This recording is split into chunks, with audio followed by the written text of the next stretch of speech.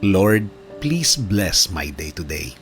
Panginoon, thank you for this brand new day, brand new hope.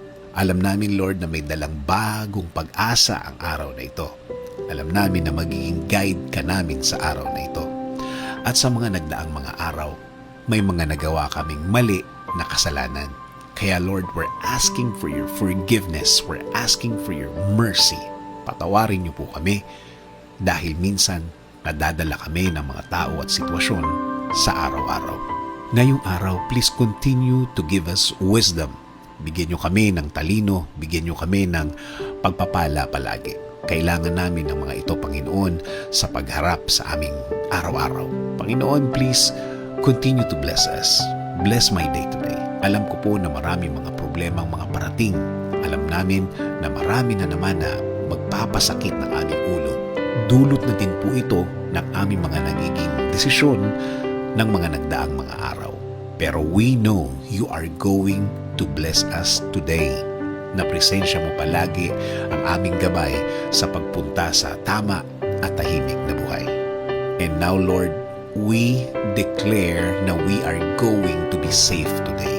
Na you will cancel ang mga masasama na pangyayari sa aming buhay. Dahil alam namin na kami ay binabantayan mo, Lord, na kami magiging okay all throughout the day. Kapag minsan kami ay natatakot, nakakalimot kami na ikaw ay kasama namin, Lord. Nalilimutan namin na maraming beses mo na kaming tinulungan. Maraming beses na inalis mo kami sa problema. Problema na nagiging sanhi pa na makapanakit pa kami ng ibang tao. Kaya ngayon, Lord, isinusuko na namin sa iyo ang lahat. Ibinibigay na namin sa iyo ang lahat. And we will just enjoy your presence in our lives. At Panginoon, itinataas din po namin ang aming bayan. Ikaw na po ang mag-lead ng aming bayan.